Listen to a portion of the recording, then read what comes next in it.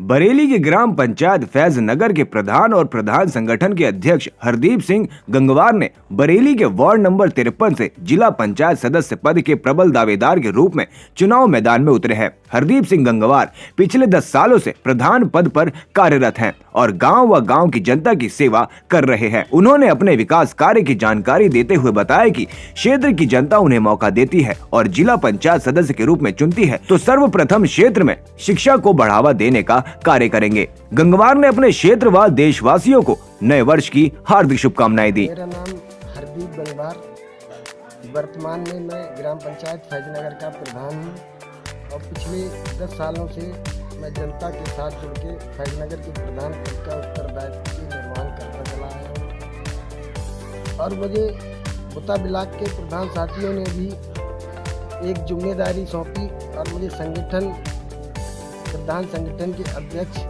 का उत्तरदायित्व का निर्वहन भी मेरे द्वारा ही हो रहा है।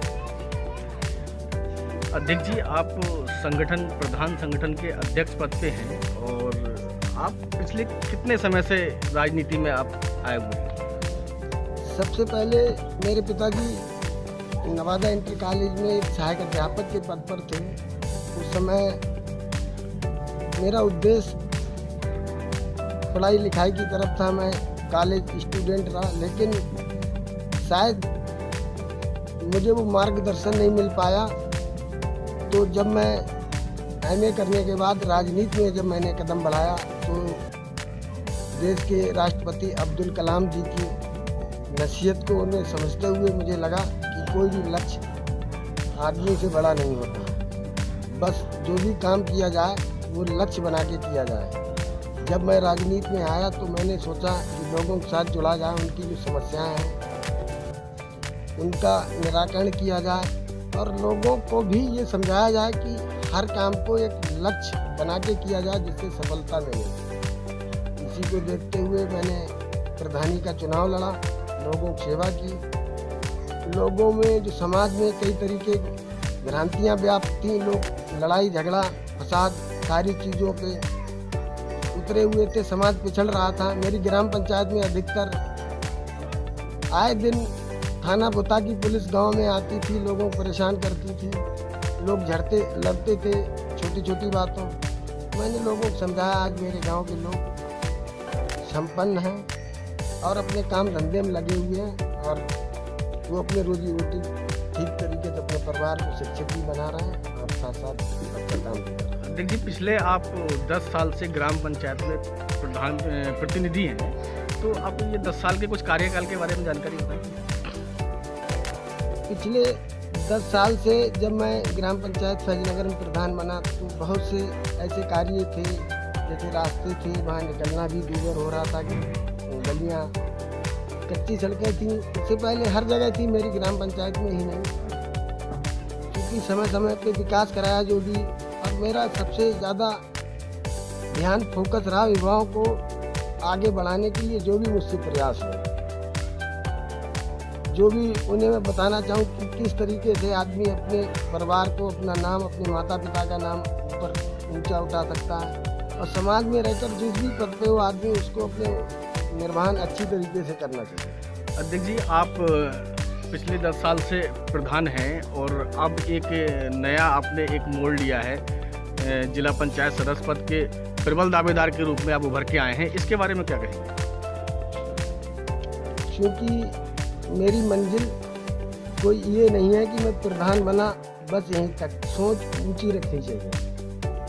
आज आपने देखा होगा वो भी लोग, वो वैज्ञानिक भी रहे होंगे जिनके अंदर, जिन्होंने एक जिद पाल रखी थी कि मैं एरोप्लेन बनाऊंगा और शायद वो आसमान में उड़ेगा। लोगों ने मजाक बनाई होगी, लेकिन वही जिद के साथ मैं आगे बढ़ाऊं कि समाज के अंदर अपने भाइयों को, किसानों को, मजदूरों को, युवाओं के साथ चलकर इस देश के निर्माण में व गांव पंचायतों को एक स्मार्ट गांव पंचायत बनाने के लिए केवल दिखने में स्मार्ट नहीं बल्कि वहाँ के लोगों की मानसिकता चेंज करने का काम, वहाँ जो भ्रांतियाँ उन्हें मिटाने का काम हम युवाओं के द्वारा किया जाए, तभी हमारा देश, हमारा समाज उन्नति के रास्ते पर पहुँचेगा। देखिए, आप अपने ग्राम पंचायत में काफ़ी लोकप्रिय हैं, तो अब आपने जो एक बीड़ा उठाया है जिला पंचायत सदस्य पद उम्मीदवार जो हैं, तो आपने क्या आगे की क्या योजनाएं बनाई हैं?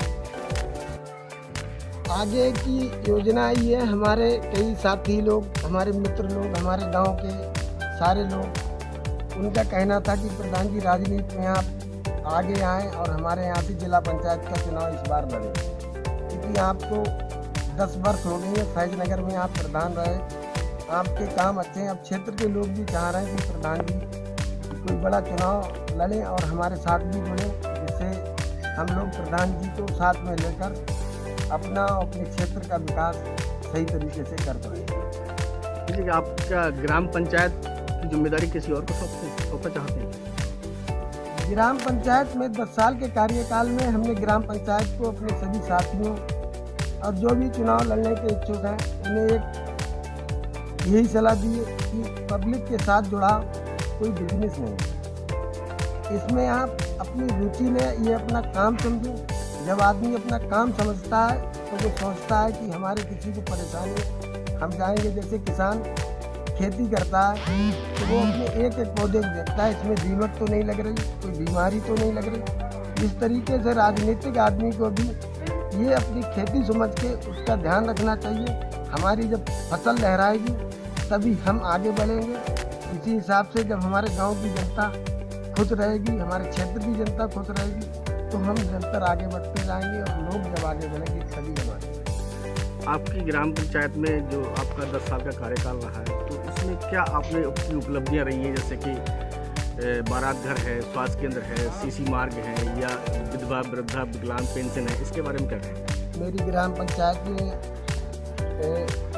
गोता ब्लॉक में शायद सबसे ज़्यादा वृद्धावस्था पेंशन 625 पेंशन वृद्धावस्था पेंशन मिली और करीब 140 विधवा पेंशन ग्राम पंचायत फैजनगर में लोगों को मिल रही। मेरा प्रयास रहता है उन गरीब लोगों तक समुचित लाभ पहुँचे बिना किसी भेदभाव के और बिना किसी भ्रष्टाचार के। लेकिन कुछ मजबूरियां हम प्रधानों की रहती हैं, शासनादेश आते हैं उनके हिसाब से काम होते हैं। हम लोग प्रस्ताव करके भेजते हैं, देते हैं, जांच होती है उसकी। इसके बाद शासन में जब बजट आता तभी लक्ष्य पूर्ति शासन के हिसाब से होती है। कौन से वार्ड से आप जिला पंचायत के उम्मीदवार हैं? 53 नंबर वार्ड है हमारे यहाँ जिला पंचायत का, उससे हम जिला पंचायत सदस्य। 53 नंबर वार्ड में आप घूम रहे हैं, लोगों से जनसंपर्क कर रहे हैं, आपको वार्ड में ऐसा क्या लगा, कहाँ पे ऐसे कौन से विकास कार्यों की ज़रूरत है जिसको आप जीतने के बाद जनता आपको सपोर्ट करती है और आप जीत जाते हैं तो कराने का कार्य करेंगे?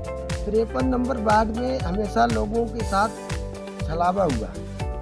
53 नंबर वार्ड बरेली का एक ऐसा वार्ड है जहाँ जिला पंचायत अध्यक्ष की कुर्सी तक लोगों के आशीर्वाद से पहुँचे। लेकिन मुझे एक भी रोड, एक भी सीसी रोड या एक भी सड़क मुझे दिखाई नहीं देती। मेरा मकसद किसी की आलोचना करना नहीं, लेकिन जब आपने सवाल पूछा तो मैं ये ज़रूर कहना चाहता हूँ कि क्या कोई जिला पंचायत अध्यक्ष बनने के बाद अपने वार्ड में काम नहीं करा सकता। दूसरा, एक पहलू विकास का भी होता है, दूसरा लोगों के साथ मिलना जुलना भी रहता है। कुछ लोगों को दर्द रहते हैं कि हमारे यहाँ ये जिम्मेदारी भी एक राजनीतिक व्यक्ति की रहती है कि हमारे यहाँ अफसर आया वो कैसे काम कर रहा है जनता के बीच। कहीं हमारी सीधी सादी जनता, जो अनपढ़ जनता, लोग अपना प्रतिनिधि इसलिए चुनते हैं कि हम अपनी बात कहने में सक्षम नहीं, हमारा प्रतिनिधि हमारे अफसर के सामने का है और हमारी बात करे। और यही राजनीति का, राज प्रतिनिधि का मतलब ही यही होता है, हम पब्लिक का प्रतिनिधित्व कर रहे हैं। ये जरूरी नहीं है कि वो अफसर हमसे ये कहे आप ये बात कैसे कर रहे हैं, आपका मैटर नहीं। मेरे क्षेत्र की जनता मेरा मैटर है, आप गलत बोल रहे हैं, मैं प्रतिनिधि हूँ पब्लिक का। लेकिन यहाँ नेताओं के पास टाइम नहीं, विभाजन कर देते हैं, वोट ले लेते हैं, एक मार्केटिंग करके बड़े पैमाने उसके नाम पे लोगों को ब्रेन वॉश करके लोग वोट लेके चले आए।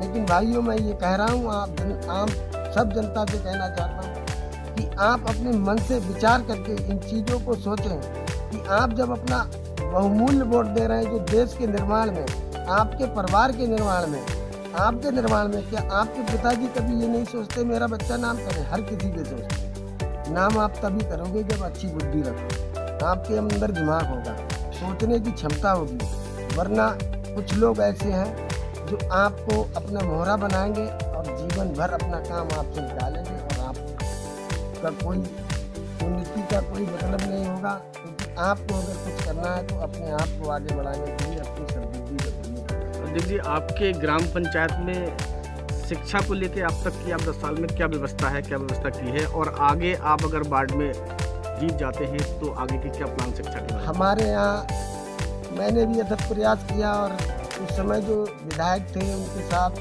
बैठ के बात भी की। हमारी न्याय पंचायत लगती है क्योंकि तो हमारे यहाँ उस समय कस्तूरबा विद्यालय का शासन द्वारा आदेश आया था, तो उसे हमने अपने गांव के लिए प्रस्ताव करवा के और मेहनत करके विधायक और सांसदों से कह के अपने गांव में एक कस्तूरबा विद्यालय, एक उच्च प्राथमिक विद्यालय, जो ब्लॉक में हमारे यहाँ का उच्च प्राथमिक विद्यालय टॉप में आता है। पिछले सीजन में जो गेम हुए थे वहाँ भी हमारे विद्यालय के लोग अव्वल आई थी लड़कियाँ, हमें बड़ी खुशी होती है। साथियों, मेरे क्षेत्र की जनता, मैं जो 2 बार ग्राम प्रधान बना हूँ, इस संबंध में आपसे कुछ कहना चाहता हूँ, अपनी भावना प्रकट करना चाहता हूँ। यूँ ही नहीं पहुँचा मैं दरों दीवारों तक, मैं वो छप्पर हूँ जिसे सबने मिलजुल कर चढ़ाया है। और इसी के साथ कोरोना काल में आप सब लोग मास्क लगा के रखें और 2 गज दूरी बना के रखें, जिससे आप अपने स्वास्थ्य के प्रति जागरूक रहें। यूं ही नहीं पहुंचा मैं दरों दीवारों तक दोस्तों, मैं वो छप्पर हूँ जिसे आप सबने मिलजुल कर चढ़ाया है। राजनीति में आप लोग मुझे आगे बढ़ाएंगे तो मैं अपने आप को ये महसूस करूँगा कि आप लोग ही मुझे आगे बढ़ाया, आप लोगों ने इस काबिल बनाया कि आपके बीच में रहकर आप लोगों की सेवा कर सकें।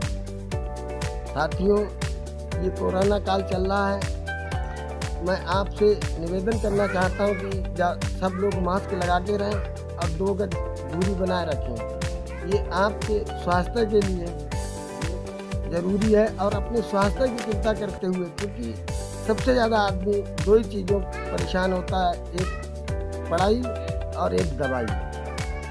तो ये ना हो किसी को दवाई लेने पड़े, इसलिए अपने स्वास्थ्य के लिए जागरूक रहें। जय हिंद, जय भारत।